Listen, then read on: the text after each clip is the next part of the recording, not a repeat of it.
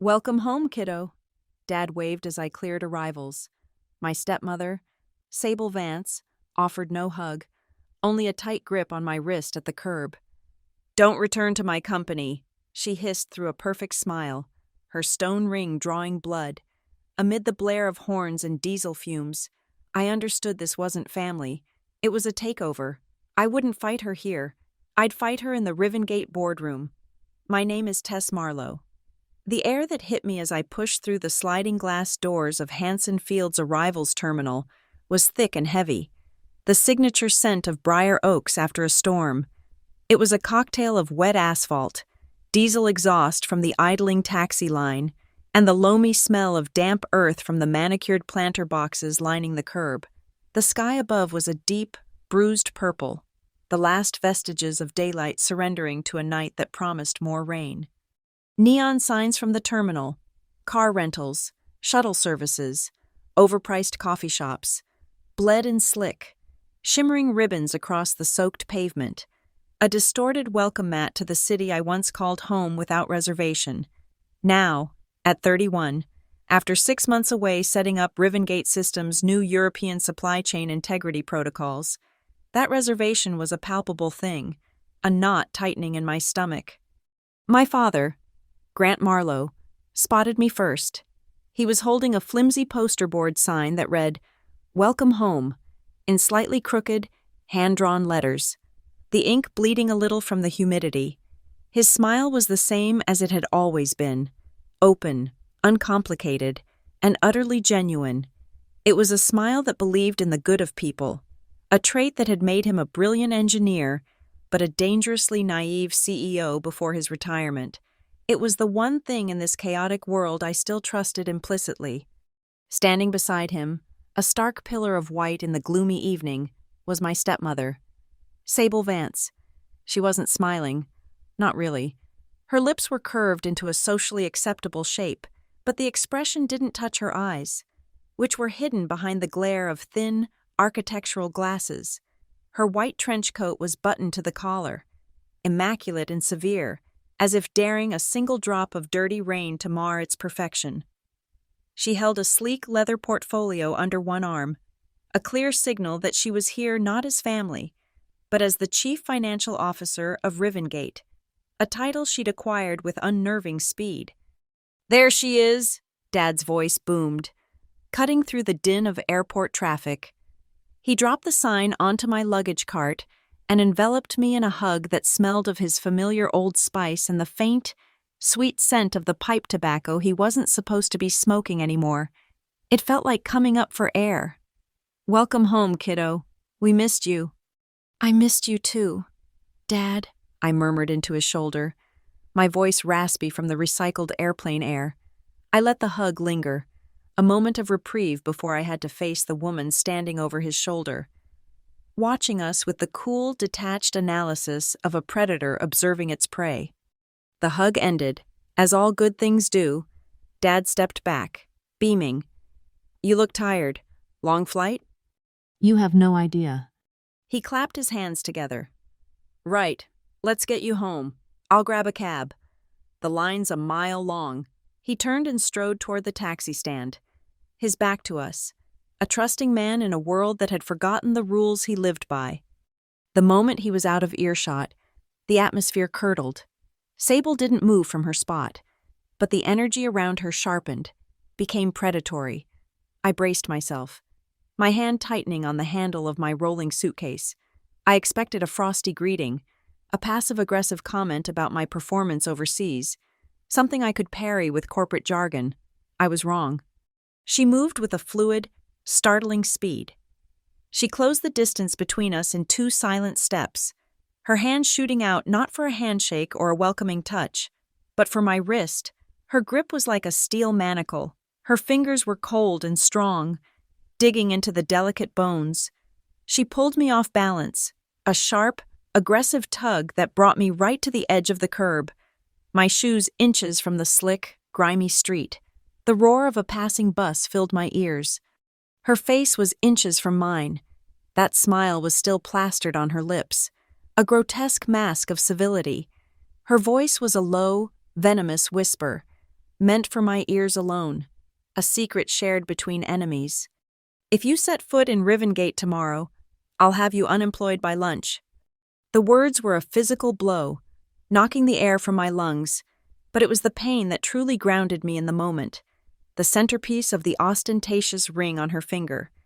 A large, square-cut, colorless stone that she claimed was a topaz, but I knew was something far more expensive, was digging directly into the ulnar bone of my wrist. It was a sharp, searing pressure, a focused point of agony. I could feel the edge of the setting breaking the skin. My breath hitched. My training in risk assessment, in de-escalation, in corporate conflict resolution, all of it evaporated. This wasn't a business disagreement. This was raw, primal aggression. I stared back at her, into the cold, flat eyes behind those designer lenses. I forced my voice to remain level, a feat of willpower that made my throat ache. "You're threatening a company employee in public, Sable." A flicker of amusement, or perhaps contempt, crossed her face. Her lips twitched into a sneer. "This is a family conversation." She held my wrist for a second longer, letting the pressure of the ring punctuate her statement. Then, just as quickly as she had grabbed me, she let go. She stepped back, smoothing the front of her perfect white coat, her posture once again serene and composed. To anyone watching, it might have looked like a brief, intense welcome, but my wrist was on fire, a thin line of blood welling up from a clean, sharp scratch. My heart was hammering against my ribs, a frantic, trapped bird.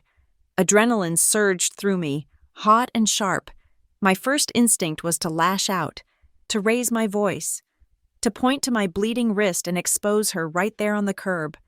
But that was her game, an emotional, hysterical outburst from the stepdaughter, a scene. I would be the unstable one, she the calm, concerned matriarch. No, I wouldn't play her game. I would play mine. My mind went cold and clear, the panic receding, replaced by a crystalline focus. While she stood there, radiating smug satisfaction, I acted. My hand, the one she hadn't grabbed, dove into my blazer pocket and retrieved my phone. My movements were deliberately casual, as if checking a message. My thumb unlocked the screen, swiped to the camera. In one fluid motion, I raised the phone. I didn't aim it at her. I angled it down at my wrist. The scratch was vividly red against my pale skin, a tiny bead of blood glistening under the sickly yellow airport lights. I made sure the frame was tight, focused, but I captured more than just the wound. In the polished chrome of a passing town car's bumper, I caught a perfect, distorted reflection, the large digital clock of the international terminal hanging above the doors. 1942, and in the reflection of the car's window, a sliver of her white coat. Click. The shutter sound was almost inaudible over the airport noise, but to me, it was a declaration, evidence logged, timestamp secured. I slipped the phone back into my pocket just as Dad returned, oblivious, a triumphant look on his face. "Got one. He's pulling up right now." Sable's mask was back in place. "Wonderful. Grant, Tess must be exhausted." As my father started loading my bags into the trunk of the yellow cab, my phone vibrated in my pocket, a different kind of vibration, not a text message, a high-priority internal email notification from the Rivengate server. I pulled it out again, shielding the screen from view. The subject line was blank. The sender was simply J. The body of the message was a single, chilling line. "Tess, don't come to HQ tomorrow. HR is investigating." My blood ran cold. An investigation? Into what? Into me? It was impossible. My record was flawless. My European deployment had been a resounding success. Praised in the last quarterly review. It didn't make sense. And then, as I stared at the screen, the message flickered. The text vanished. In its place, a system notification. "This message has been retracted by the sender." 3 seconds. It had been visible for maybe 3 seconds. A ghost of a warning. JA was Jonah Creek, my former partner in the risk control department. He was a data purist, a digital ghost who could navigate Rivengate's labyrinthine servers better than the IT department that built them. He was meticulous, cautious to the point of paranoia, and he never, ever put anything in writing that wasn't triple encrypted and absolutely necessary. For him to send a clear text warning like that, and then immediately retract it, meant two things. One, the threat was serious and imminent. Two, he was already being watched. The pieces clicked into place with sickening precision. The threat at the curb wasn't a spontaneous act of malice. It was the opening salvo of a coordinated attack. Sable had already laid the groundwork. The HR investigation was the official justification she would use to have me removed. She wasn't just planning to fire me, she was planning to destroy my reputation on the way out. The cab door was open, my father holding it for me, his kind face etched with concern. "Everything okay, kiddo? You look like you've seen a ghost." I looked from my father's worried face to Sable, who was now examining her fingernails with an air of utter boredom. I felt a strange, cold calmness settle over me. The shock was gone. The hurt was gone. The fear was gone. In their place was a clarity so profound it was almost serene. They had made a critical error. They had mistaken my silence for weakness. They mistook my desire for familial peace for an inability to fight. They had drawn a line in the sand. No, in the wet, grimy asphalt of a curbside pickup lane. And they had started a war without understanding their opponent. A small, tight smile touched my lips, a smile I quickly suppressed before my father could see it. The first shot had just been fired. It wasn't mine, but the next one would be. The taxi smelled of stale cigarette smoke and cheap air freshener, a scent that clung to the damp vinyl of the seats. Outside, the lights of Briar Oaks smeared across the rain-slicked windows, turning the familiar landscape of my youth into a blurry, impressionistic painting. My father sat in the front, chatting animatedly with the driver about a recent city council zoning dispute, his voice a warm, comforting drone that did nothing to soothe the cold knot of dread in my stomach. I sat in the back with Sable. She was scrolling through something on her phone, her face illuminated by its cold, blue light, the picture of detached efficiency. The scratch on my wrist throbbed in time with the rhythmic thump of the windshield wipers, a tiny, burning metronome marking the start of a war. It had all started, officially, 3 years ago. Grant Marlowe, a man whose grief after my mother's passing had been a long, quiet winter, suddenly announced his engagement to Sable Vance. She had been the interim chief financial officer at Rivengate for a mere 4 months, a temporary placement by the board to steady the ship after Dad's retirement. But Sable didn't do temporary.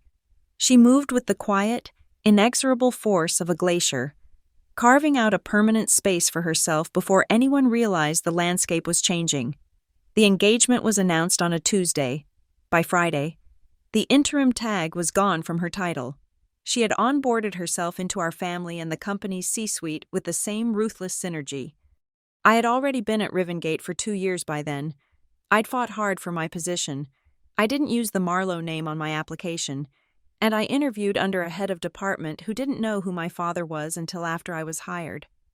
I was a supply chain fraud analyst, a data detective who found ghosts in the machine, falsified shipping manifests, ghost vendors, inflated invoices. I was good at it.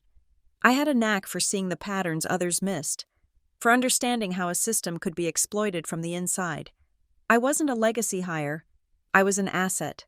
My performance reviews were stellar, my track record unblemished. I had earned my place. Sable, from the very beginning, worked to undermine that fact.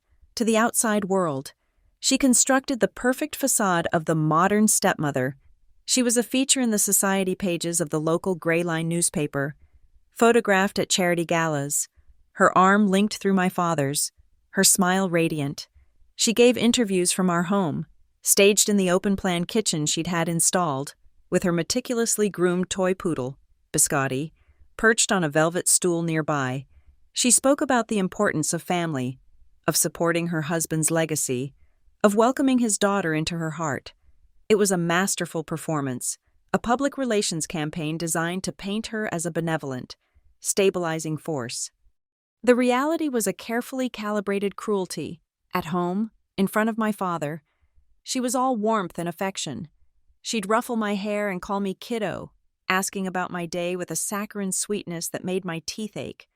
But at the office, the mask changed. In the sterile, high-altitude environment of the executive floor, I was no longer kiddo in front of the board, or during department head meetings she'd occasionally have me sit in on. She would refer to me as junior. It was a subtle, dismissive jab, a way of reminding everyone in the room that I was, in her eyes, a child playing at a grown-up's table. "Let's see what the junior analyst has to say," she'd announce, her tone suggesting my input was a quaint indulgence rather than a professional assessment. The professional slights escalated. 2 years ago, I single-handedly uncovered a complex kickback scheme involving a third-party logistics provider in Southeast Asia, saving the company an estimated $4 million in potential losses. My department head put my name forward for a commendation in the annual report. However, the credit was attributed vaguely to the diligence of the finance team, a team Sable directly oversaw. My name was nowhere to be found. When I tried to bring it up with my father, he waved it off with his characteristic, conflict-averse optimism. "Sable's just strict, honey," he'd said over a Sunday dinner that tasted like ash in my mouth. "She believes in the team over the individual. It's the new corporate model. Don't take it personally." But it was personal, and I learned. I learned to stop expecting recognition. I learned to read the silences in a room. I learned to listen for the soft, definitive click of a conference room door closing, a sound that told me a critical conversation was happening, one that I was deliberately excluded from. I started double-checking my work, saving offline copies of my reports, creating my own private encrypted archive of my findings. I began to treat my own company like a hostile actor. It was Jonah Creek who confirmed my paranoia wasn't just in my head. About a year ago, just before my European assignment, he'd caught me by the water cooler, his eyes darting nervously down the empty hallway. Jonah was a creature of the server room, more comfortable with code than with people, but he was fiercely principled. "There's something wrong in the vendor ledgers," he'd whispered, his voice barely audible over the hum of the HVAC system. "Specifically, with 2 new freight suppliers, Curbstone Freight and Haven Metrics. Their approval velocity is anomalous, fast-tracked. I haven't approved any new freight vendors in months," I told him. He nodded, his Adam's apple bobbing. "I know, that's the problem. The digital paper trail shows the final risk assessment was run from your terminal, using your login credentials, but the final executive approval signature, the one that pushed it through, that belongs to Sable." The implication was chilling. Someone had used my account to lay the groundwork, and she had finalized it, creating a scenario where any future blowback would splatter onto me first. I was being set up as a potential scapegoat. The European deployment had felt like a reprieve, a chance to get out from under her thumb, but now I saw it for what it was, an opportunity for her to operate without my eyes on the system. The taxi pulled into the familiar circular driveway of my childhood home. The house, a sprawling brick colonial, was lit up, every window glowing with a warm, inviting light. It looked like a picture postcard of domestic bliss. As we got out, Dad paid the driver while Sable swept past me and up the stone steps, already unlocking the front door as if she couldn't bear to be outside a moment longer. I followed my father in, dragging my suitcase over the threshold. The house smelled of lemon polish and Sable's signature potpourri, a cloying blend of dried roses and cinnamon. On the grand piano in the foyer, where a collection of my mother's family photos used to sit, there was now a single, enormous silver frame. It was their wedding photo.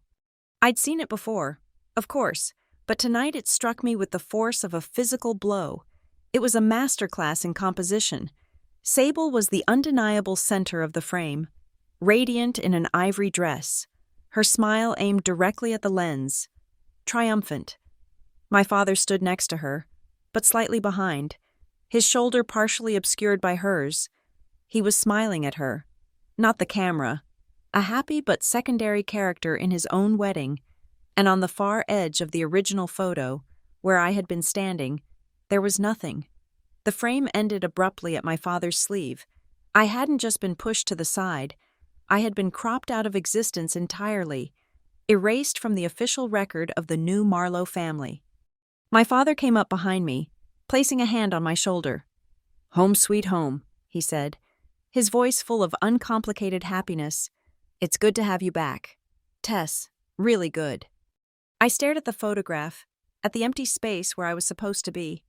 I felt the sting on my wrist, a sharp, physical anchor to the present moment, to the cold reality that had been laid bare at the airport. For 3 years, I had tolerated the fiction.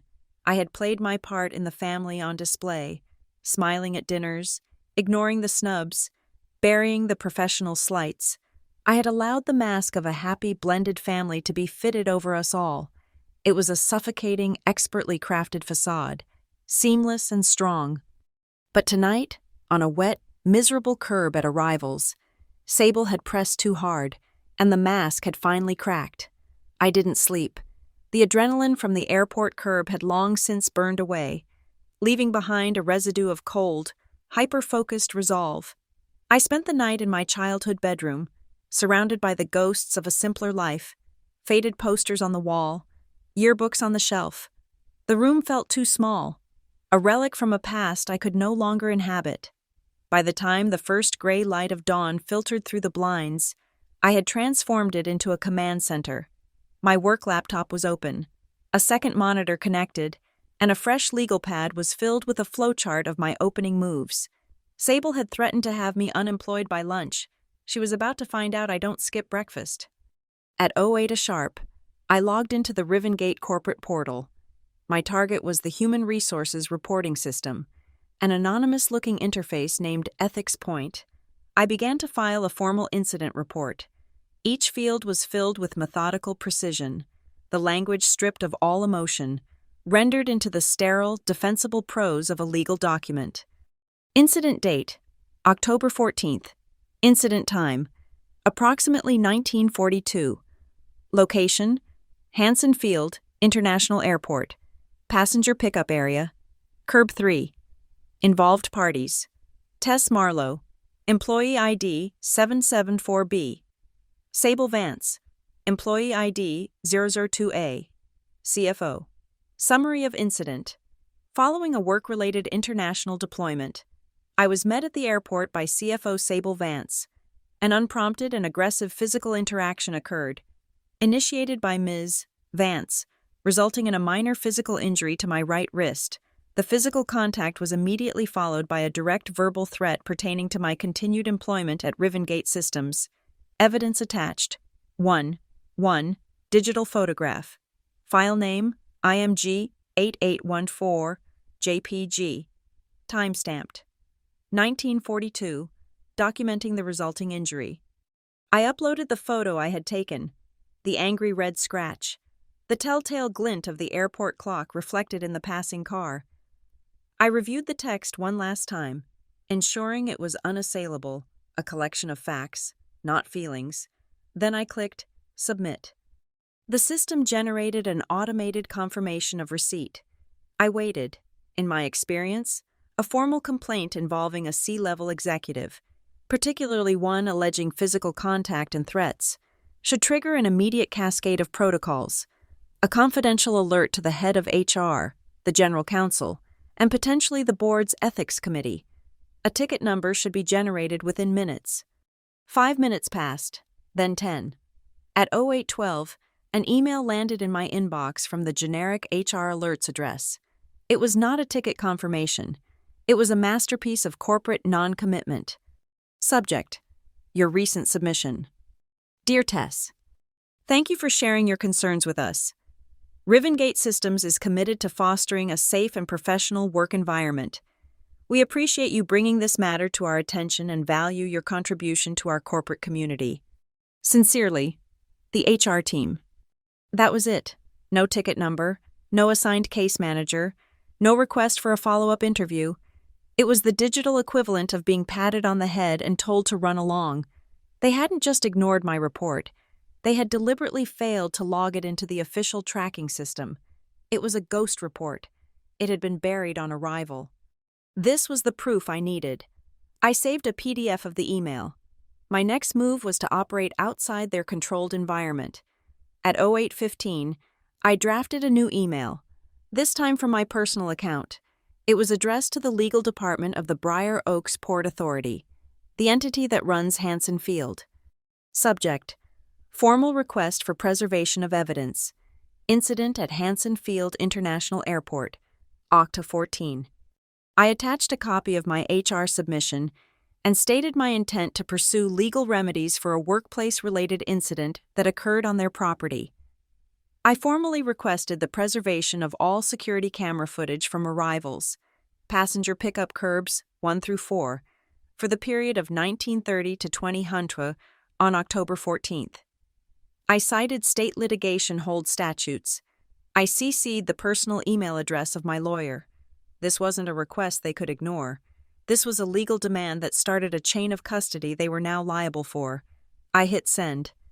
10 minutes after I submitted the internal HR report, at precisely 08:20, a security notification popped up from my Rivengate system tray. Unusual sign-in activity, detected for user T. Marlowe. The alert stated that my account had been accessed via a desktop client from an IP address originating within the Rivengate executive wing. My blood ran cold. It was a probe.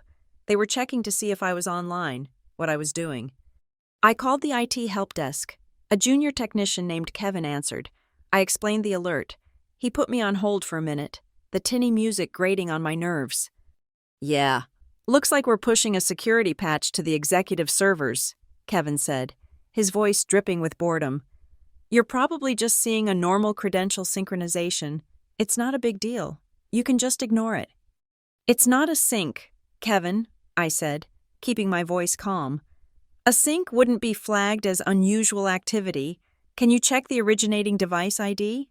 Another sigh. "Look, ma'am, the system flags a lot of things. It's fine. If you can still log in, you're fine." He was reading from a script. He wasn't allowed to see what I needed to see. I thanked him and hung up. Immediately, I sent an encrypted message to Jonah on a secure messaging app we had used in the past. Me. It claims unusual access alert is normal sync. Confirm? His reply came back in less than 30 seconds. Jonah. Negative. No patch scheduled. I'm seeing active queries against your user profile from an admin-level device. They were inside my account, or trying to be. I looked down at my wrist. Overnight. The angry red scratch had been joined by a blossoming bruise. The pressure from Sable's ring had broken the delicate capillaries beneath the skin, leaving a dark, ugly mark, a mottled canvas of blue and deep purple that perfectly matched the shape of the stone. It was another piece of evidence. I made an appointment with my family doctor. I presented my wrist to him, the story prepared. I took a stupid fall moving some boxes. "Doc, hit my wrist on a metal shelf corner on the way down. Can you just document it for me? It's a work-from-home setup, so I might need it for an ergonomics claim." He nodded, took a high-resolution photo for my file, and dictated his notes. Patient presence with a significant contusion and abrasion on the dorsal aspect of the right wrist, consistent with forceful impact against a hard, angular object, dimensions approximately 1.5 centimeters by 1.5 centimeters. It was now part of my official medical record, dated and verified by a physician. With the external evidence chains in motion, it was time to go hunting inside Rivengate's walls. I logged into the company's massive enterprise resource planning, ERP system, the digital brain that managed everything from payroll to global logistics. I navigated to the vendor management module. My fingers typed in the names Jonah had given me weeks ago: Curbstone Freight and Haven Metrics. They appeared instantly. Their profiles were pristine, all digital paperwork in perfect order. But a fraud analyst sees things differently. I saw the timestamps. Both vendors had been onboarded 6 months ago, just after I left for Europe. The approval process, which for a major international logistics provider should take a minimum of 4 to 6 weeks of intense vetting, had been completed for both companies in under 24 hours. Impossible. I started pulling their shipping records. A pattern emerged immediately. For hundreds of shipments, the goods received scan at our warehouses was dated days, sometimes a full week, after the invoice submitted an approved timestamp. Legitimate vendors bill upon delivery or shipment, not before. This meant Rivengate was paying for goods that hadn't even arrived yet. A cardinal sin in supply chain management. It was a massive red flag for financial fraud. The company's cash flow was being used to benefit the vendor, a classic sign of a shell company or a company with a collusive relationship. The documents were flawless, but the physical reality stank. I needed to find the point of origin. I needed to find the fraudulent approval that started it all. I dug deeper, past the invoices, past the shipping manifests, into the risk assessment archives, and then I found it. Digital Form 4478, a risk mitigation approval for Haven Metrics. It was a standard checklist, but it was the final gate before a vendor could be entered into the payment system.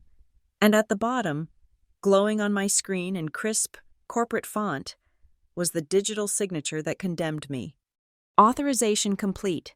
User, T. Marlowe, Employee ID 774B. The timestamp was from a date 4 months prior. I cross-referenced my travel logs. On that exact day and time, I was sitting in the grand auditorium of a hotel in Munich, attending a mandatory 8-hour seminar on EU customs regulations. I had witnesses. I had receipts. I had a goddamn certificate of completion. It was the forgery Jonah had warned me about. The first stone laid in the foundation of the case they were building against me. But a digital signature isn't just a name. It's a packet of data. It's a trail. I right-clicked, my heart pounding a steady, heavy rhythm against my ribs. I selected View Transaction Log. A window of raw data filled the screen. Lines of code detailing the packet's journey through the Rivengate network. I scrolled down, my eyes scanning for one specific entry, originating IP address. I found it, 10.1.215, an internal address, an executive-level IP. I ran it through the company's internal network directory. The system took a second to process the lookup. Then, the result appeared, stark and unambiguous. Device name, SVExec02. Registered user, Vance, Sable, Department, Finance. Location, floor 30. I took a screenshot. I printed the log file to a secure PDF. I stared at the name on the screen, SVExec02. Sable Vance, Executive, Machine 2. Her secondary device, her personal laptop, the one she took home. The cold, procedural calm I had maintained all morning finally broke, replaced by a surge of white-hot rage.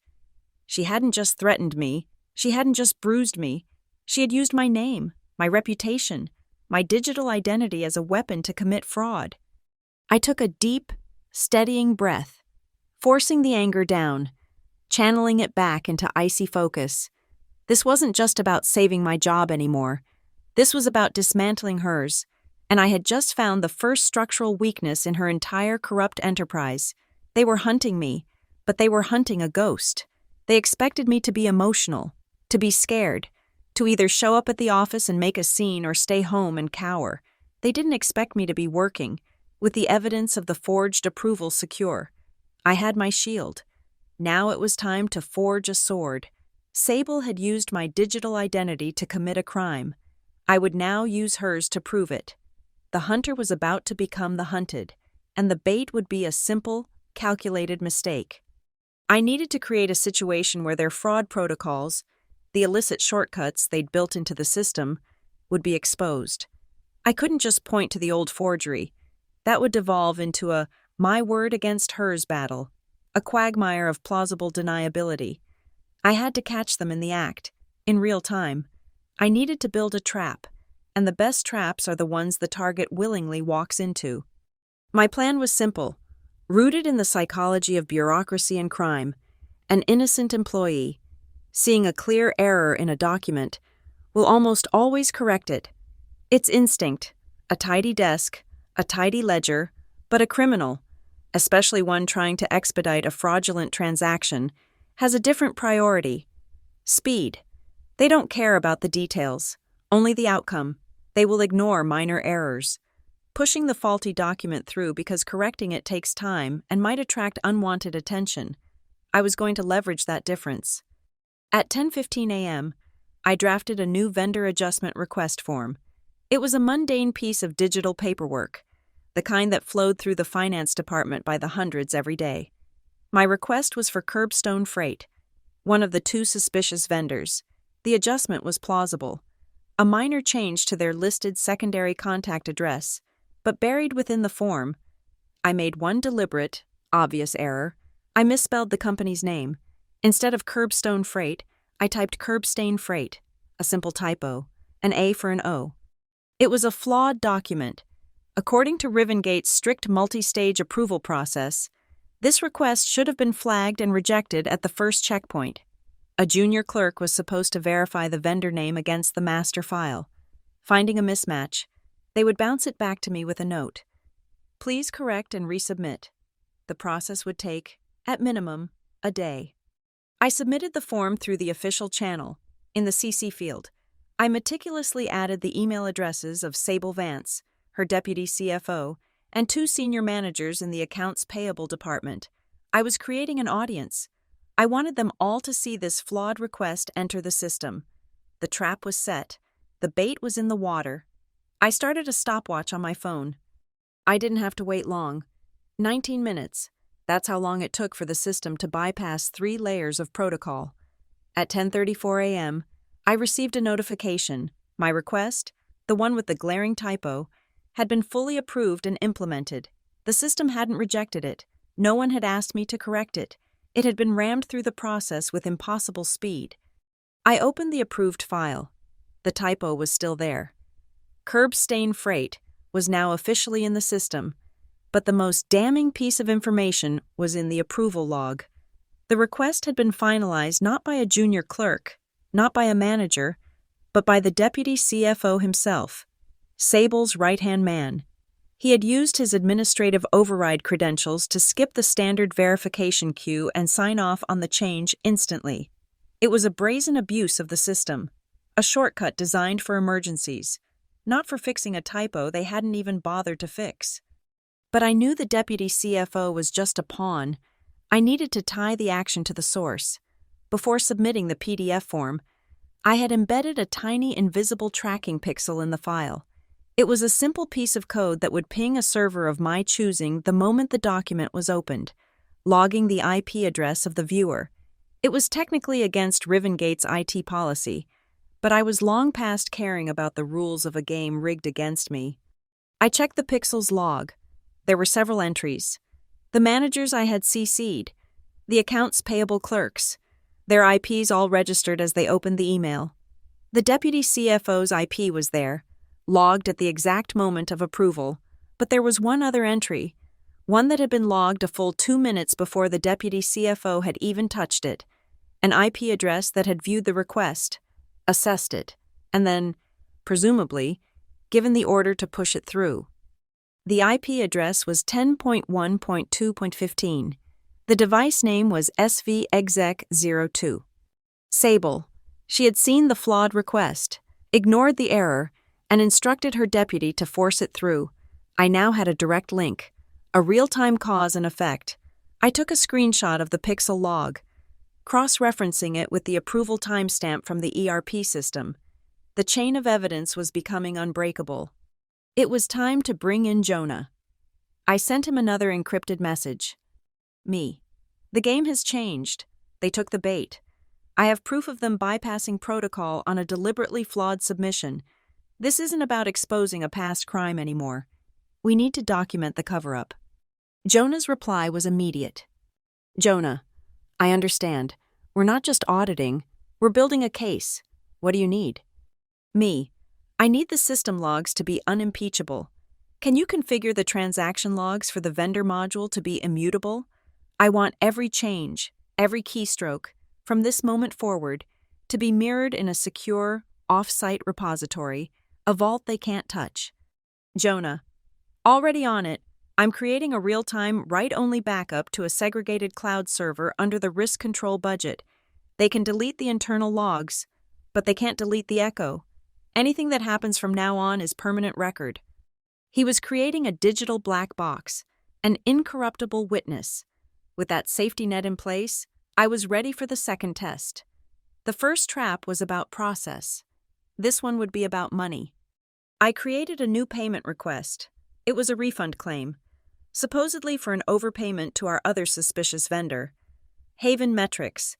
I fabricated a plausible backstory, attached a forged invoice from our European office, and set the refund amount. I didn't choose a round number.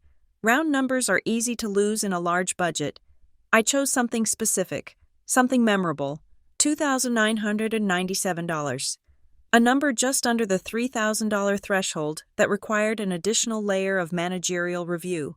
It was designed to look small, insignificant, a piece of administrative noise. I submitted the request at 11:30 a.m. This time, I didn't CC anyone. I wanted to see how their internal, illicit system would handle it without an audience. With the immutable log active, I could watch its journey in real time. The transaction moved with the speed and silence of a predator. It didn't go to the normal accounts payable queue. It was instantly rerouted to a subledger I'd never seen before, one labeled Executive Discretion. The normal checks and balances were bypassed entirely. 1 hour and 12 minutes later, at 12:42 p.m., the status changed to Paid. My heart hammered in my chest. I opened the detailed transaction record, the one Jonah's system was now preserving for eternity. The $2,997 had been transferred from Rivengate's operating account to Haven Metrics. That was the first leg of the journey, but there was a second leg. Minutes after receiving the funds, an identical amount, $2,997, was transferred out of Haven Metrics' account and into a third account. This was the money laundering step, the attempt to wash the funds, but they were sloppy. They were arrogant. The destination account wasn't an anonymous offshore entity. It was a domestic nonprofit organization. The name of the organization was the Vance Relief Fund. I felt a surge of grim satisfaction. It was her name, right there, in black and white. It wasn't a coincidence. It was arrogance. She was siphoning corporate funds into her own personal charity, a slush fund disguised as philanthropy. And the final, perfect detail was in the transaction description. A single, damning phrase meant to justify the expense to any low-level auditor who might stumble upon it. It read, PR expense. Public relations.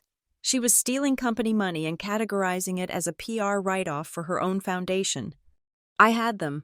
I had the process crime.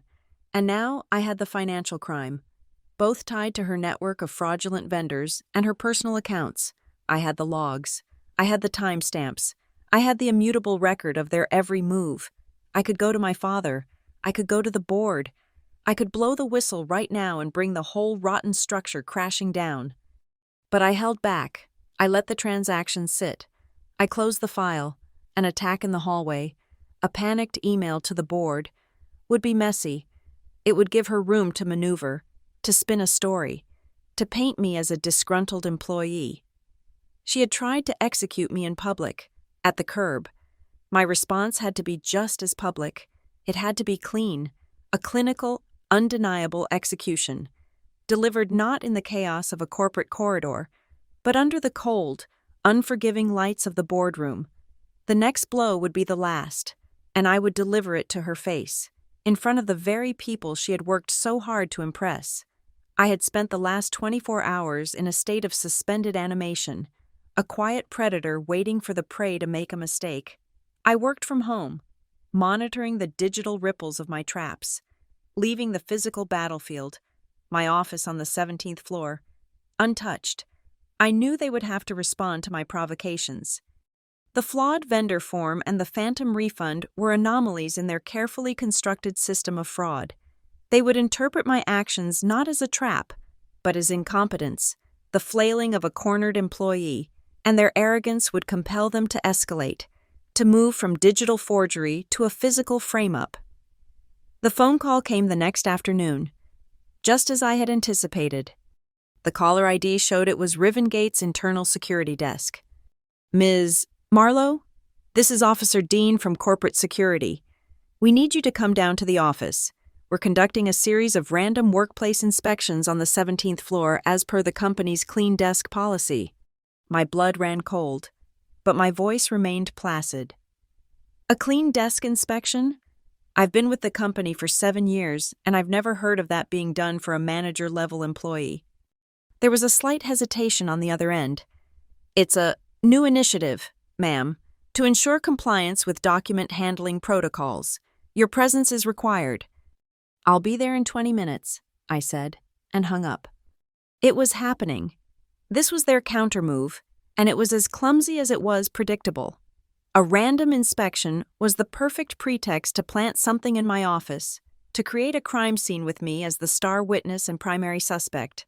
I grabbed my purse, but before I left, I opened a specific folder on my personal laptop and emailed a single image file to my phone. Then, I made 2 calls. The first was to the head of IT, a man named Marcus who owed me a favor after I'd flagged a phishing attempt that could have cost him his job. The second was to the junior HR business partner assigned to my department, a young, ambitious woman named Alana who was a stickler for rules. I told them both that a security action was being taken at my desk and that, for my own protection, I required their presence as neutral third-party observers to ensure all procedures were followed correctly. They both agreed, their curiosity piqued by the unusual request. I arrived on the 17th floor to find 2 uniformed security guards standing outside my glass-walled office. The senior of the 2, whose name tag read Dean, gave me a tight, uncomfortable nod. The other, younger guard refused to make eye contact. Alana from HR was already there, tablet in hand, looking nervous. Marcus from IT arrived a moment later, his expression wary. This was far more attention than a simple clean desk check required, and everyone knew it. "All right, I'm here. Officer Dean," I said, my tone cool and professional. "What can I do for you?" "We just need to check your desk and locked storage for any unsecured proprietary documents, ma'am," he recited, the words sounding rehearsed. I unlocked my office door and gestured them inside. "Be my guest." They were methodical, but their focus was too narrow. They ignored the binders on my shelf, the files on my credenza. Their attention was fixed on the single set of locked drawers beneath my desk. The younger guard produced a set of master keys. I watched as he unlocked the top drawer. It contained nothing but office supplies. He moved to the second drawer. It was filled with old project files, neatly organized. Then he opened the bottom drawer, the one for personal storage. And there it was. Lying on top of a spare notebook was a sleek, silver USB flash drive. It was generic, unbranded, except for a small, neatly printed label affixed to its side. The label read, "Vendor Approvals." Officer Dean reached for it with a gloved hand. "What's this, Ms. Marlowe?" "I have no idea," I said truthfully. "I've never seen it before in my life." He ignored me, carefully placing the USB drive into a plastic evidence bag. "We'll need to examine the contents." "Of course," I said. "But first, we're going to establish a chain of custody. Alana, Marcus, are you ready to document this?" They both looked startled, but nodded. I directed the scene with the calm authority of a forensics expert. "Officer, please hold the bag so that Marcus can take a high-resolution photograph of the drive, making sure the serial number etched on the USB connector is clearly visible. Alana, I want you to log that serial number on a new page in your notes. Title it, Chain of Custody Report, Item 01. All 4 of us are going to sign and date that page right now." The guards exchanged a look of confusion, but they complied. My insistence on procedure had shifted the power dynamic. I was no longer a potential suspect. I was an active participant in their investigation, and I was holding them to the letter of the law. The younger guard plugged the USB into a laptop they'd brought. The file directory opened. It contained a dozen PDF files. Each was a forged funds transfer approval, directing large, round-numbered payments to Curbstone Freight and Haven Metrics, and each document bore a perfect, crisp replica of my digital signature. "This looks bad," Tess, Alana from HR, whispered, unable to hide her shock. "It certainly does," I agreed. Then I leaned in closer to the screen. "But look at this," I pointed to the signature line. "My official digital signature uses the Palatino linotype font, per the corporate style guide for legal documents. These forgeries use Times New Roman. It's a subtle difference, but it's a sloppy one." Marcus from IT peered at the screen, and his eyes widened slightly. "She's right. The kerning is all wrong." Dean, the senior guard, was beginning to look flustered. This wasn't going the way it was supposed to. They had expected tears, denials, panic. They had not expected a calm, methodical dissection of their planted evidence. "It doesn't matter," he blustered. "The signature is there. The drive was in your locked desk." "Was it?" I asked quietly. I pulled out my phone and opened the image I had emailed to myself. "This is a photograph I took of my office the day I left for my European deployment. I'm a risk analyst. I'm paranoid by trade. Before any extended leave, I secure my sensitive storage with my own personal tamper-evident seals. As you can see." I zoomed in on the photo. It showed a clear, close-up shot of the lock on the bottom drawer. Affixed over the keyhole and the seam of the drawer was a small, holographic sticker with a unique serial number and a honeycomb pattern. "This is the seal that was on my drawer when I left." I then pointed to the drawer itself. "Now, look at the drawer now." In the corner of the drawer, where my seal should have been, there was a different sticker, a standard, non-holographic security tape, the kind the building's maintenance staff used. It was stuck clumsily over the corner, and underneath its edge, you could see a faint, sticky residue of a previously removed adhesive. They had peeled my seal off and replaced it with their own, but they had done a messy job of it. Alana from HR gasped. Marcus from IT took a half-step back from the desk. The air in the room became thick with tension. "The seal I placed on my desk before I left for a 6-month assignment is not the seal that is on my desk today," I stated, my voice ringing with cold clarity. I looked directly at Dean. "Which means someone has accessed this drawer since I was gone. Someone who didn't want me to know they had been here." I let the silence hang in the air for a moment before delivering the final blow.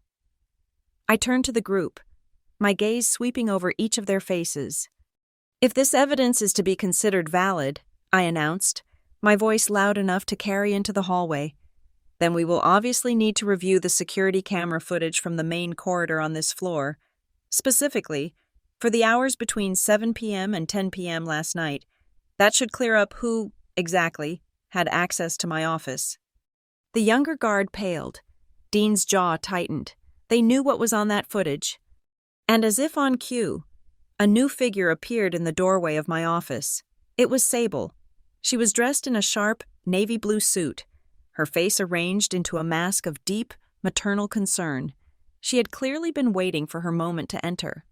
"What on earth is going on here?" she asked, her eyes finding the evidence bag on my desk. "Tess, honey, what is this? Why would you leave a USB drive like that in your desk?" Her performance was flawless.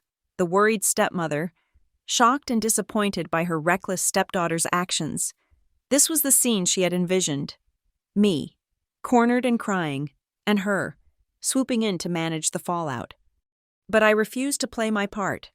I looked up from the tampered drawer, past the guards and the HR rep, and met her gaze directly. A small, cold smile touched my lips.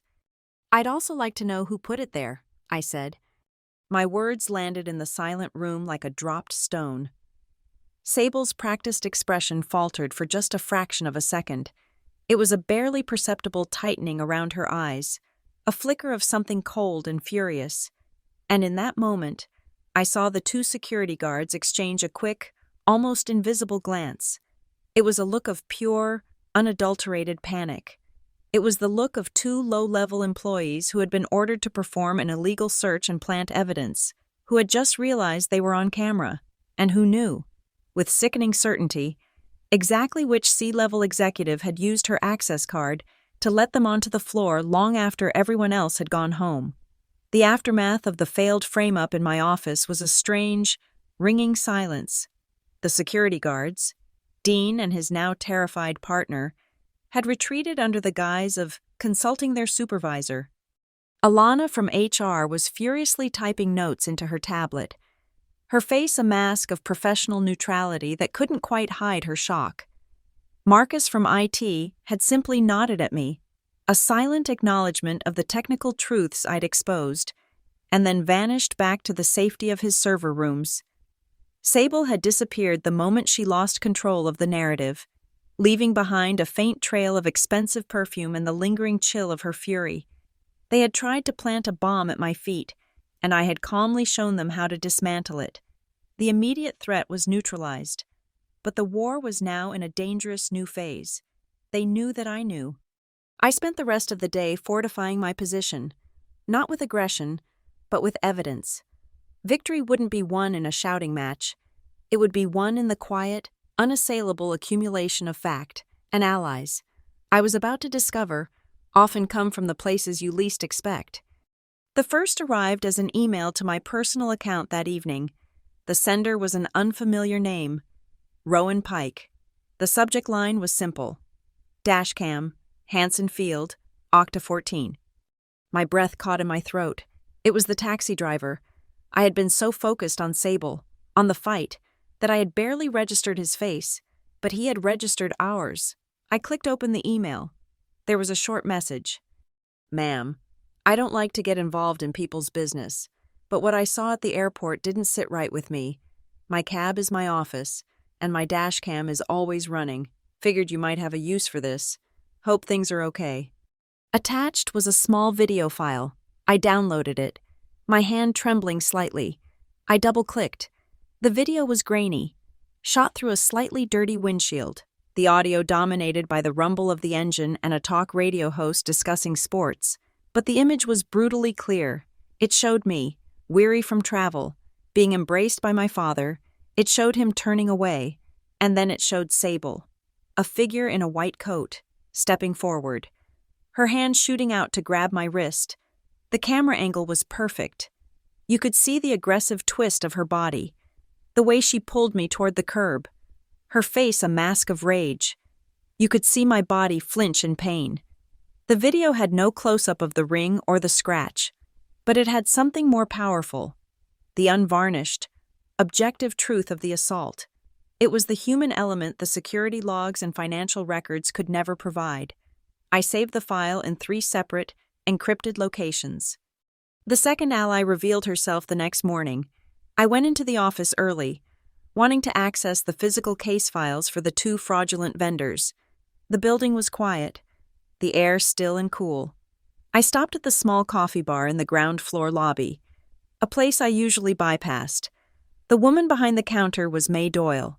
She was in her late 60s, with kind, tired eyes and hands that were never still. She had worked the night shift, cleaning the corporate floors of Rivengate, for as long as I could remember.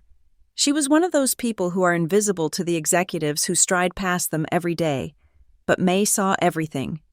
"You're in early, dear," she said, her voice a soft, grandmotherly rasp as she passed me my black coffee. "Just trying to get ahead of things, May," I said. She paused, wiping down the counter with a damp cloth. She leaned forward slightly, lowering her voice. "I heard there was some trouble on your floor yesterday. Security poking around." News traveled fast in the building's unseen ecosystems. "Something like that," I said evasively. She looked at me, her gaze steady and knowing. "The CFO's little assistant, the one with the pointy shoes, he was up there late the night before last. I saw him coming out of your office when I was doing my rounds." I froze, my coffee cup halfway to my lips. "Are you sure, May?" "Positive," she said, her lips a firm line. Stuck in my mind because he was wearing thin, white gloves, like a magician, a bit strange for emptying a wastebasket, which is what he claimed he was doing when I asked. White gloves. To avoid leaving fingerprints, it was a detail so perfect, so damning, it was almost cinematic. "May," I said, my voice low and urgent. That is incredibly important. Is there anything else you saw? She reached under the counter and pulled out a small, folded paper napkin. She slid it across the counter to me. Maybe. I found this on the floor by the service elevator on that floor, right after he left. Looked like it peeled off something. I carefully unfolded the napkin. Inside was a small, sticky piece of transparent film, curled in on itself. It was covered in a faint, honeycomb-patterned residue. It was the backing from a tamper evidence seal. My tamper evidence seal. The one they had peeled off my desk drawer. He had been so careless, so arrogant, that he had dropped a piece of the evidence on his way to dispose of it. "Thank you, May," I whispered, my voice thick with a gratitude so profound it almost hurt. "You have no idea what this means." She just patted my hand. "People in glass offices shouldn't throw stones, dear, especially not at people who have to clean the glass." Armed with Rowan's video and May's testimony, the physical side of the case was solidifying. Now I had to connect it back to Sable herself. The opportunity came later that morning. She called an emergency meeting with the finance department heads, a transparent power play to reassert her authority after the failed inspection. I was required to attend. I sat across the polished mahogany table from her, feigning attentiveness as she outlined a series of aggressive new budget cuts. But I wasn't listening to her words. I was studying her hands and her ring, the one that had cut my wrist. It was a large, formidable piece of jewelry. The stone was clear, but the setting was a sharp-edged basket of white gold, more of a weapon than an accessory. As she gestured, the light caught something on the side of the ring's band. It was a tiny, almost invisible seam, a slight imperfection in the smooth metal. My mind raced. A seam? A hollow compartment? No, something more modern. I took out my phone, placing it on the table as if to check my calendar. I angled it slightly and, under the guise of responding to an email, I took 3 quick, high-resolution photos of her hand as it rested on the table. Later, back in my office, I zoomed in on the photos. The seam was clearly visible, and just below it, embedded in the band, was a tiny, dark square, no bigger than a grain of rice. It wasn't a design feature. I'd seen them before in corporate security briefings.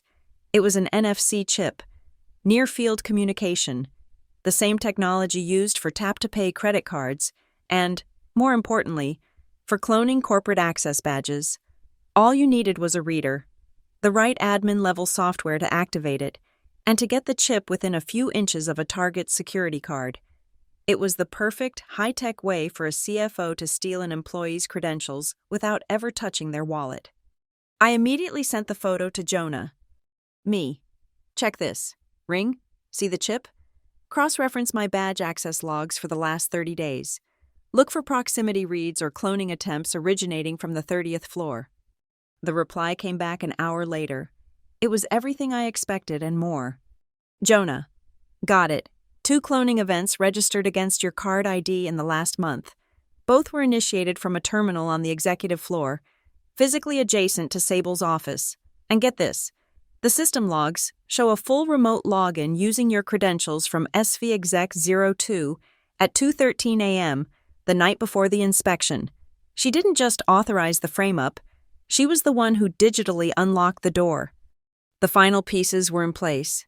I had the physical assault on video. I had an eyewitness placing her accomplice at the scene of the evidence tampering. I had physical proof of the tampering. I had the method of the digital break-in, the NFC chip in her ring, and the digital forensics to prove she had used my cloned credentials to commit fraud and plant evidence. It was time to stop playing defense. It was time to officially declare war. I spent the next hour drafting the most important document of my career. It was a formal whistleblower complaint, filed under Section 4.7 of the Rivengate Corporate Governance and Ethics Policy.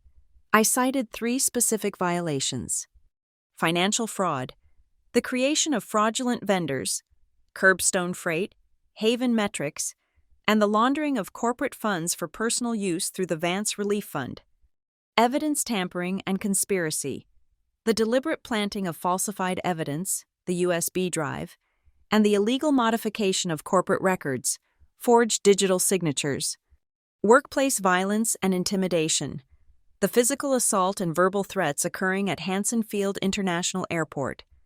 I attached every piece of evidence: Rowan's video, my sworn affidavit of May's testimony, photos of my wrist and the doctor's report, screenshots of the immutable logs Jonah had created, the photo of Sable's ring, the network data, everything.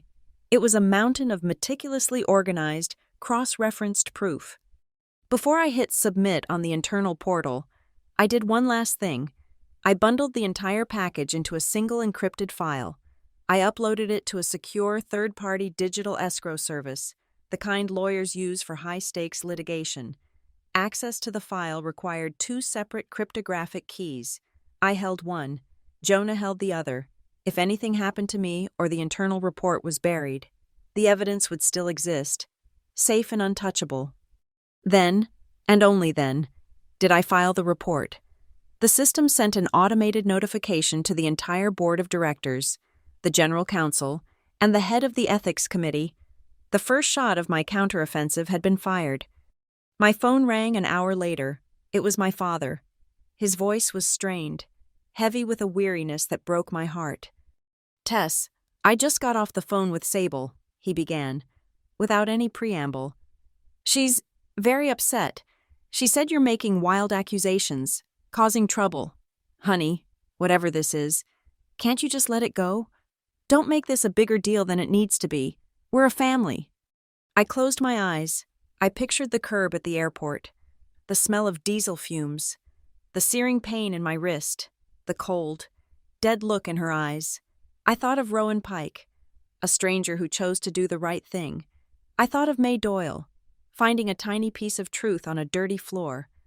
"Dad," I said, my voice quiet, but as hard as steel. "I'm not causing trouble.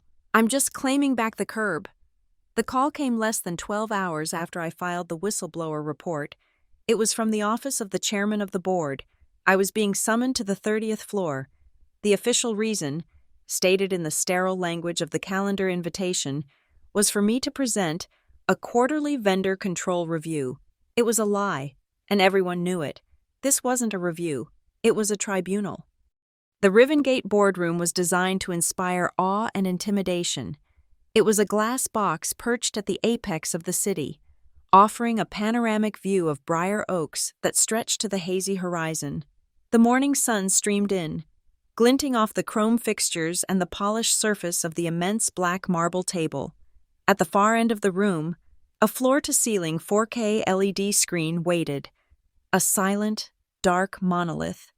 The air was cool and still, filtered and soundproofed against the world below.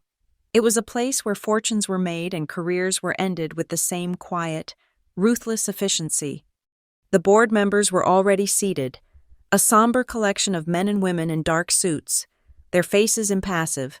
They were the titans of the city's old and new money, a jury of my supposed peers. My father, Grant Marlowe, sat at the far end of the table, not in his old seat at the head, but as an observer. He looked smaller than I had ever seen him, his hands clasped tightly in front of him, his face etched with a profound, helpless sorrow. He wouldn't meet my eyes. And at the head of the table, in the chairman's traditional seat, sat Sable.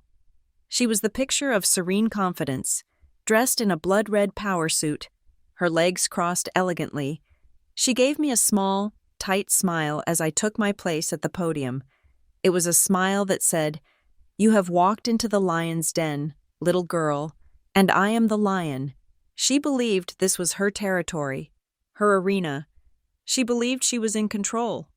I took a deep breath, my heart a steady, cold drum in my chest. I plugged my laptop into the podium's console. The massive screen behind me flickered to life. "Good morning, members of the board," I began, my voice clear and even, amplified slightly by the room's discreet sound system. "My name is Tess Marlowe. The presentation I'm about to give is titled, An Analysis of Procedural Anomalies in Vendor Management. But before we delve into the data, I want to establish a clear timeline of events." I clicked the remote. The screen changed. Slide 1 appeared. It was starkly minimalist. Against a black background were 3 white words, connected by a single, glowing red line. Arrivals. HR, USB. This is a timeline of the last 72 hours, I said, my voice cutting through the silence. It begins at 1942 on October 14th at Hanson Field Arrivals, with a direct, physical threat against my person and my employment. It continues at 08 Hunquoc the next morning, with the filing of a formal HR complaint that was subsequently suppressed without being officially ticketed. It culminates at 15:20 yesterday afternoon, with the discovery of fabricated evidence, a USB drive, planted in my locked desk. I let the words hang in the air. Sable shifted slightly in her seat, her smile tightening. These 3 events, which on the surface may seem unrelated, are in fact the key nodes of a single, coordinated campaign, a campaign not of corporate governance, but of corporate corruption. I clicked again, slide 2. This one was dense with data, a screenshot of a system log. Let's start with the digital environment, I said, turning to the screen. At 10:15 a.m. on October 15th, I submitted a vendor adjustment form with a deliberate error, a misspelled name, to test the integrity of our approval protocols. The system's immutable logs, which you can see here, show that this flawed document was not rejected. Instead, it was viewed and then immediately forced through the approval chain by the deputy CFO. I pointed a laser at a highlighted line of code. More importantly, the initial view of the document, the one that triggered the illicit approval, came from this device, SVExec02. As the IT department can confirm, the MAC address of this device is registered to the personal laptop of our CFO, Sable Vance. The evidence shows she saw the error and ordered her subordinate to ignore protocol and push it through. A low murmur rippled through the room. I didn't look at Sable. I kept my focus on the board. I clicked again, slide 3. A grainy, black and white image filled the screen. It was a still from a security camera, showing the hallway outside my office. A man in a suit, his face clearly visible, was using a key card to open my door. He was wearing thin, white gloves. This is the physical manifestation of that corruption, I continued, my voice cold. This footage is from the 17th floor corridor, time-stamped at 21:44, the night before the random inspection of my office. The man you see here is the deputy CFO. He is wearing gloves to avoid leaving fingerprints. He was witnessed leaving my office by a member of the night shift cleaning staff, May Doyle, who is prepared to give a sworn statement. He is the individual who planted the USB drive. Sable's composure was beginning to crack. A small muscle in her jaw was twitching. Now, a question arises, I went on, clicking to the next slide. Slide 4. More data logs, this time from the building's security card system. How did the deputy CFO gain access to my locked office? The answer lies in another piece of digital forensics. I highlighted 2 lines of data. These are records of 2 unauthorized cloning events against my employee access card, both occurring within the last 30 days.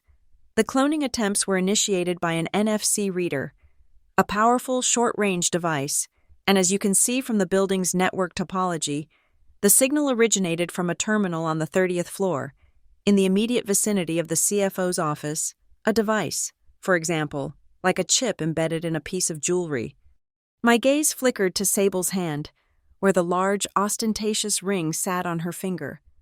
Several board members followed my gaze. The trap was closing. I clicked again, slide 5, a flowchart of a financial transaction.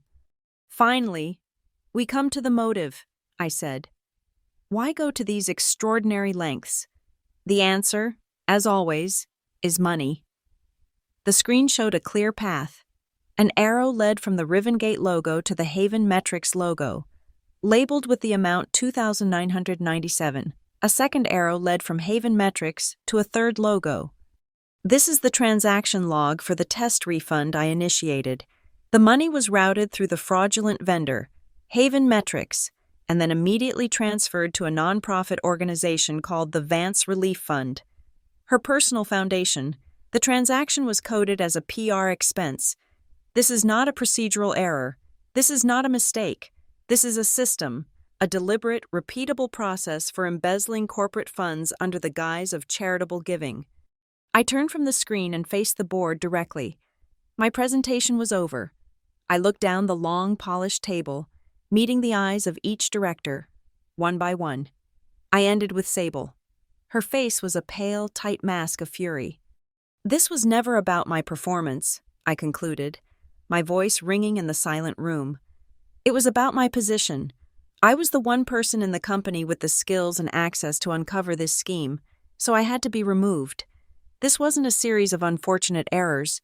This was a premeditated and systematic process of fraud, intimidation, and conspiracy. The silence in the room was absolute, heavy, and suffocating. Then Sable pushed her chair back and stood up, the sound of it scraping against the marble floor unnaturally loud. "This is a fantasy," she spat, her voice shaking with rage. "A pathetic, slanderous attack from a disgruntled employee who is clearly unstable. She has presented a web of circumstantial nonsense, a desperate attempt to save her own job. She is lying. You are being manipulated." She turned her venomous gaze on me. "You are slandering me." I didn't flinch. I held her gaze. I let her accusations hang in the air, letting the board absorb the full force of her denial. "Slander is spoken," I said calmly. "Libel is written, and video is truth."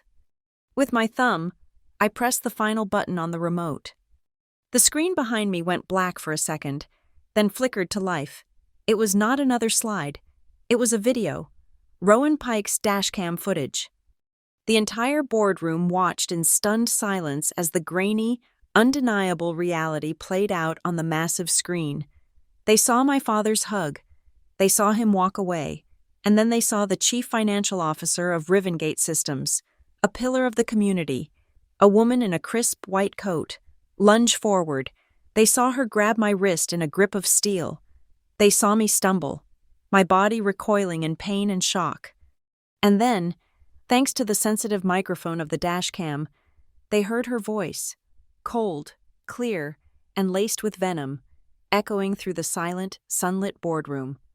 "Don't return to my company." The video ended. The screen went black, but the words remained, hanging in the air like poison. The silence that followed was different. It was the silence of a verdict delivered. The silence of a queen checkmated in the center of the board. Every eye in the room was on Sable. Her face was ashen, her confident facade utterly shattered, leaving only the raw, ugly truth exposed for all to see. The data had built the cage. Her own words, her own actions, had just locked the door. The black screen was a void. The silence in the boardroom was a physical weight, pressing down, suffocating. Sable stood frozen at the head of the table, her face a canvas of disbelief and incandescent rage. The dashcam video had not just presented evidence, it had ripped away her meticulously constructed reality and exposed the raw, ugly predator beneath. Every eye was on her. Every breath in the room was held. I broke the silence, not with a word, but with a sound. From my blazer pocket, I took out a small, velvet pouch. I walked slowly from the podium to the table, my heels clicking softly on the marble floor. I stopped beside the chairman's empty seat, directly in front of Sable. I opened the pouch and tipped its contents onto the polished black surface.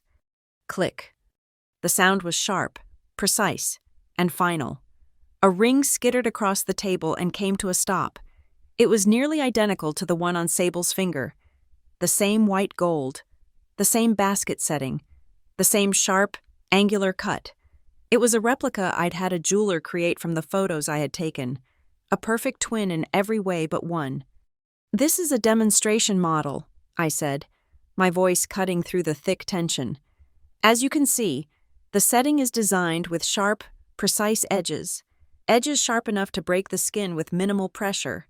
I nudged the ring with my finger. "But the most interesting feature isn't the stone, it's the band." I tapped the tiny, almost invisible seam on the side. "There's a compartment, just large enough for a high-frequency NFC chip, a chip that, when activated by the right administrative software, becomes a powerful credential cloning device. The main screen behind me flickered to life again. Jonah's face appeared, sharp and clear via the conference link. He looked directly into the camera. His voice was flat, devoid of emotion, the voice of a machine stating a fact. "The technology is straightforward," Jonah said, his words echoing in the silent room. "Get the chip within 3 inches of an active employee ID badge, a casual brush in the hallway, a handshake, a hand on the shoulder. If an admin-level cloning request is active on the network at that moment, the badge's unique identifier is copied. The process takes less than a second." He paused, letting the implications sink in. The user of the ring would have a perfect, untraceable digital copy of their target's credentials. The first crack in the dam appeared. Across the table, the deputy CFO, Sable's loyal lieutenant, made a small, choking sound. His face was slick with sweat. He pushed his chair back, the legs scraping loudly against the floor. "I was just following orders." The words burst from him, a desperate, panicked confession. "She told me it was a security test. She said—" He stopped abruptly. His eyes were wide with terror, fixed on the doorway behind me. Every head in the room turned. Standing in the entrance was David Sterling, the company's general counsel, flanked by 2 other lawyers from his firm. He wasn't smiling. He moved with the unhurried gravity of a man who measured his life in billable hours and whose presence signified the end of plausible deniability. He held a leather-bound folio, which he opened as he walked to the table. He didn't acknowledge Sable or me. He addressed the board. "I was alerted to the whistleblower complaint filed by Ms. Marlowe yesterday evening," Sterling announced, his voice a low, resonant baritone that commanded absolute attention. "My team has been reviewing the evidence she provided. In light of the confession we have just witnessed, I feel it is pertinent to remind the board of Section 9.2 of the Rivengate Corporate Code of Conduct." He cleared his throat and read from the page in a steady, damning monotone. "Any officer of this corporation found to have engaged in willful financial fraud, the deliberate falsification of corporate records, or the malicious interference with an internal investigation is subject to immediate and non-negotiable termination for cause." Termination for cause, the corporate death penalty, no severance, no golden parachute, just a box for your personal items and an escort to the door. I didn't look at Sable. I didn't need to see her face to know she was crumbling. Instead, I turned my head and looked down the long, polished table to the far end. I looked at my father. His face was pale, his eyes filled with a terrible, dawning understanding. He finally met my gaze, and in his eyes, I saw not just sorrow, but shame. "Dad," I said, my voice just loud enough for him to hear. "I was telling the truth, right from the curb." His face crumpled. He gave a single, almost imperceptible nod, a silent apology that spoke volumes more than words ever could. That was the moment Sable broke. With a strangled cry of rage, she lunged for her phone on the table. Her fingers flew across the screen, a desperate, last-ditch attempt to erase, to destroy, to burn the whole thing down. But she was too slow. The main screen, where Jonah's face had been, suddenly went red. A large white text box appeared, visible to the entire room. "System alert. Remote wipe request initiated. Device SVExec02. Jonah's voice boomed through the speakers again, sharp and commanding. "That action has been logged." A second text box appeared. "Command overridden. Device is now frozen to preserve evidence." The screen on Sable's phone went black. Useless. A dead piece of glass in her hand. She stared at it, her mouth agape, her breath coming in ragged gasps. She was trapped. Every escape route, digital, physical, and legal, had been cut off. The chairman of the board finally spoke, his voice heavy. "We need to vote." The process was silent, swift, and brutal, an electronic, Anonymous poll was pushed to the tablets in front of each board member. A single question. Vote to confirm termination for cause for CFO Sable Vance per Section 9.2. Red and green lights blinked on the chairman's master tablet. No one needed to see the final tally. The result was a foregone conclusion. "The motion carries," the chairman said, his voice devoid of any emotion. "Unanimously, Ms. Vance, your employment with Rivengate Systems is terminated. Effective immediately." He looked at David Sterling. "David, please handle the transition." Sterling nodded at the two security guards who had materialized in the doorway. The same two who had been in my office. Dean and his partner. Their faces were grim. This time, they were not here to plant evidence. They were here to remove a threat. "Ms. Vance," Sterling said calmly, "we will require your company phone, your access badge, your keys, and the ring." The ring, that was the final, exquisite cruelty. The symbol of her power, the weapon she had used against me, was being stripped from her. Her hand flew to it protectively. For a moment, I thought she would refuse. Then, with a shaking hand, she twisted it from her finger and slammed it on the table. It came to rest next to its innocent twin. The two guards stepped forward. "Ma'am, we'll have to escort you from the premises," Dean said, his voice flat. Sable stood up, her chair scraping backward. Her face was a mask of pure hatred. They led her from the head of the table, down the long aisle toward the door. It was the walk of the deposed, the silent, humiliating parade past the people who had just sealed her fate. As she passed me, she stopped. She leaned in close, her breath hot against my ear. "You think you've won?" she hissed, her voice a low, venomous whisper. I didn't turn to face her. I looked straight ahead, at the reflection of the empty boardroom in the dark glass wall. "No," I said, my voice just as quiet, but clear and steady. "You lost to yourself." The boardroom emptied with a quiet, almost reverential haste, as if no one wanted to linger in a room so recently contaminated by a corporate execution. The fallout, however, was just beginning. It was not a chaotic explosion but a series of controlled demolitions, each one precise, necessary, and cold. In the hours that followed, Rivengate's damage control apparatus moved with clinical speed. The board appointed Arthur Sterling, the retired and widely respected former COO, as interim chief financial officer. His first official act was to sign the engagement letter for a Big Four accounting firm, authorizing a complete, top-to-bottom forensic audit of the entire global supply chain, with a special focus on all vendors approved within the last 36 months. The company was turning a floodlight on the dark corners Sable had so carefully cultivated. Her deputy CFO did not wait for the auditors to find him. Within a day, facing the undeniable evidence of the security footage and the immutable logs, he sought legal counsel and promptly offered his full cooperation to the company and subsequently to the district attorney's office.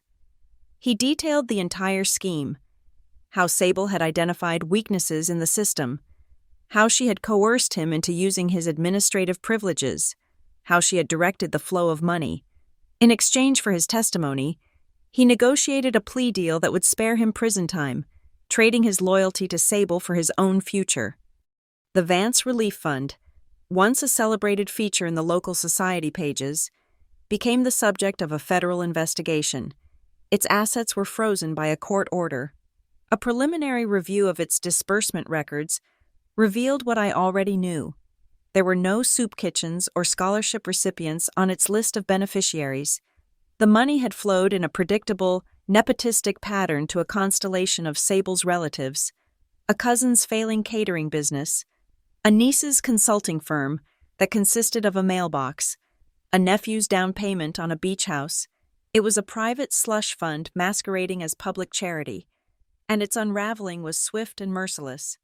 Internally, the ripples spread. I received a formal, carefully worded letter of apology from the head of Human Resources.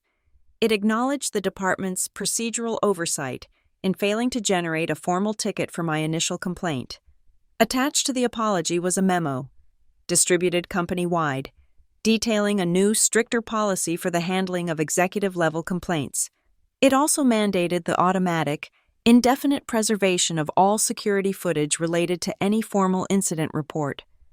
My experience had become a case study, a flaw in the system that had now been patched. The most difficult consequence, however, was not corporate or legal, it was personal.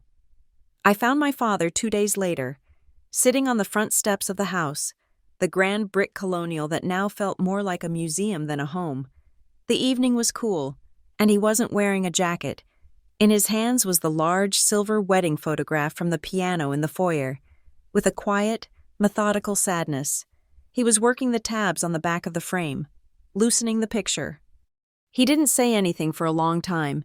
He simply removed the glossy photograph of him and Sable, looked at it one last time, and then slid it into a simple cardboard box at his feet. He looked up at me, his eyes hollowed out with a pain and a shame that ran deeper than any financial loss. "I'm sorry, Tess," he said, his voice a rough whisper. "For not seeing, for not listening. I'm just so sorry." I sat down on the step beside him. I didn't offer empty platitudes or tell him it was okay. It wasn't, but it was the truth.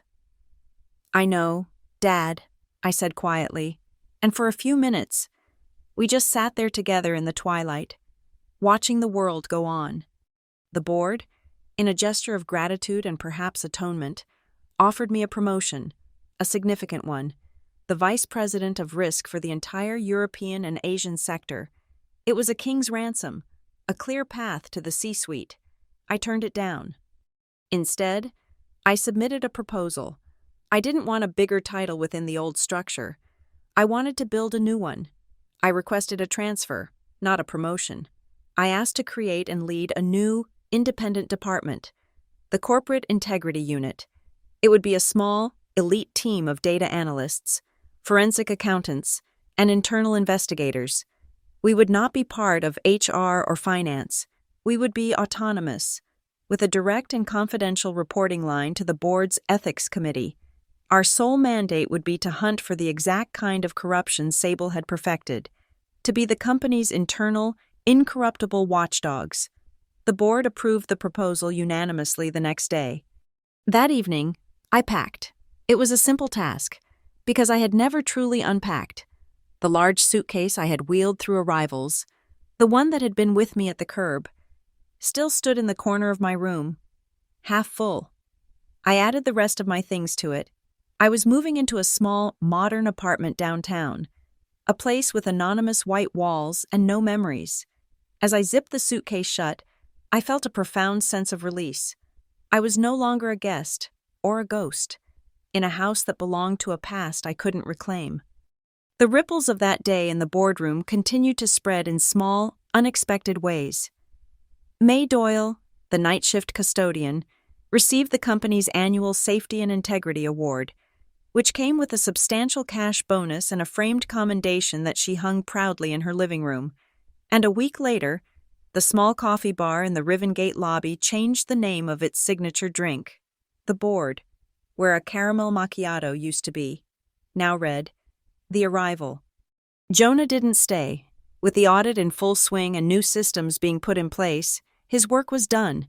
He had been offered a senior position at a cybersecurity startup in California, a chance to build things from the ground up. We met for coffee, not as colleagues, but as two soldiers who had survived a war. There was no awkwardness, no unstated romance. There was only a deep, abiding respect. "You changed the whole company, you know," he said, stirring his drink. "We did," I corrected him. We shook hands at the door, a firm, solid grip. "Don't be a stranger. Jonah." "Never," he promised, and then he was gone. That weekend, I went for a run. My route took me along the river, and on the way back, I found myself heading toward Hanson Field. I didn't plan it, but my feet seemed to know the way. I stopped on the sidewalk across from the arrivals terminal. It was a busy evening. Taxis idled, horns blared, families embraced under the warm yellow lights. I looked at the exact spot on the curb where Sable had grabbed me, where the first blow had been struck. It was just a piece of concrete, stained with oil and time. It held no power. It was just a place. I put my hand on my wrist. The wrist that had borne the scratch and the bruise. The skin was smooth, healed. There was no mark. The throbbing ache I had felt for days was a distant memory. The air was damp and smelled of jet fuel and the promise of rain. But I felt nothing but the cool evening breeze on my face. The curb had been cleared. My first official act as the head of the new corporate integrity unit was not a grand pronouncement or a team meeting. It was a single, quiet keystroke in my new, Spartan office. The walls were still bare. The air still smelled of fresh paint. And the only thing on my desk was a brand new, top-of-the-line encrypted laptop. I logged in, my credentials granting me access to a system I had designed from the ground up. A place of pure data and unalterable fact. I opened a new email. The recipient list already populated with the private addresses of every member of the Rivengate board. The subject line was concise. Status update, Project Curbstone. The body of the email was even more so. I typed a single line. A final report stripped of all narrative, all emotion, all ego. Fraud path closed, victim safe, controls repaired. I hit send. The message vanished into the digital ether. A final, definitive closing of a case that would never appear in any official corporate filing, but had fundamentally altered the DNA of the company. It was a declaration of victory that sounded like a systems diagnostic. That was the point. The fever had broken. The system was stable. A moment later, my personal phone, sitting silently on the desk beside me, vibrated.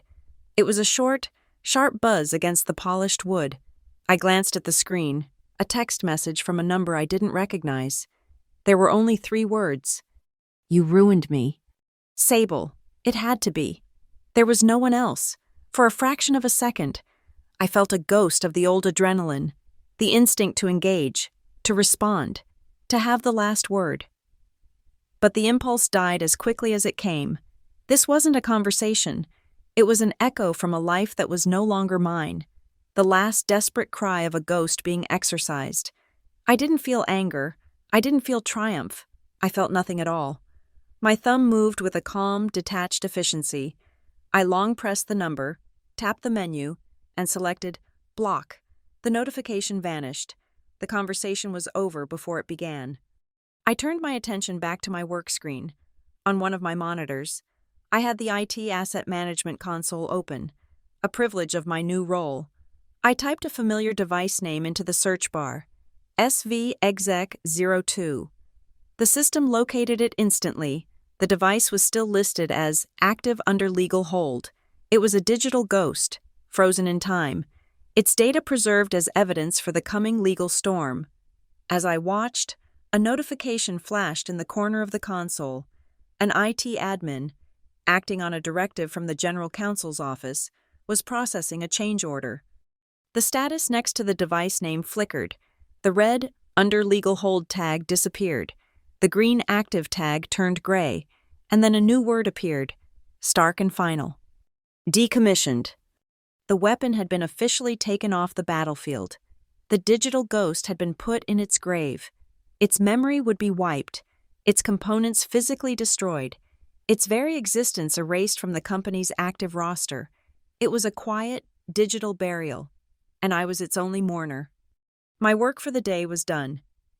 I leaned back in my chair and pulled out my phone again, navigating not to my messages, but to my photo gallery. I went to the favorites album. There was only one picture in it, the angry, bruised scratch on my wrist, taken under the sickly yellow lights of the airport. For days, it had been my focal point, the image I looked at to stoke my anger, to fuel my resolve. It was a reminder of the wound. Now, it looked alien, a relic from another time, an injury sustained by a different person. It was no longer an open wound. It was an artifact. I held my thumb over the image, and the small trash can icon appeared. I tapped delete from favorites. The image vanished, leaving the album empty. I didn't delete the original file. However, that remained, buried deep in a password-protected folder labeled Legal Hold Marlowe 1014. It was no longer a trophy to be displayed or a wound to be nursed. It was simply evidence, a piece of the permanent record, filed away not to be remembered, but to ensure it could never be forgotten or denied. That evening, I found myself driving, the city lights blurring past my windows. I ended up, as perhaps I knew I would, at Hanson Field. I parked and walked toward the arrivals terminal, the air thick with the familiar smell of jet fuel and damp pavement. The sounds were the same, the rumble of suitcases on concrete, the sharp blast of a taxi horn, the unintelligible announcements echoing from overhead speakers. It was a place of constant motion, of hellos and goodbyes, a river of humanity that never stopped flowing. Under the large, illuminated arrivals sign, a family was having their reunion. A young woman, no older than 20, was being crushed in a hug by a man who was clearly her father, his face buried in her hair. Her mother was next to him, her hands on both their backs, tears of joy streaming down her face. It was a perfect, beautiful moment, a scene of pure, uncomplicated love. I watched them for a moment, an anonymous observer on the edge of their happiness. I felt no envy, no sadness, no connection to my own. Very different arrival. I was simply a spectator watching a play I had seen before, but with a new cast and a much better ending. I turned my gaze to the curb. My curb. I walked toward it, my footsteps sure and steady. I stopped at the exact spot where her fingers had dug into my wrist, where the threat had been delivered, where the war had begun. The concrete was dark with moisture, reflecting the neon signs above. A taxi pulled up, its diesel engine rumbling, and a new family got in, their laughter bright against the noise of the airport. I stood there, on the edge of the world, and felt nothing. No phantom pain in my wrist, no echo of her voice, no surge of anger or fear. The memory was there, a cold, hard fact stored away in a file, but the emotion had been decommissioned along with her laptop. The ghosts were gone. There was only the cool, damp night air and the feeling of the solid ground beneath my feet. "Curb cleared," I said, the words a quiet whisper to myself, lost in the noise of the city. I pushed my hands deep into the pockets of my blazer, turned my back on the airport, and walked away. Thank you so much for listening to my story. It means the world to me. I'd love to build a community around these narratives. So please, drop a comment below and let me know where in the world you're listening from. I'm excited to see where this story has traveled and to hear your thoughts. If you enjoyed it, please consider subscribing to the channel and giving this video a like. And if you really want to support the work, hitting that hype button helps more than you know, allowing this story to be heard by so many others. Thank you again.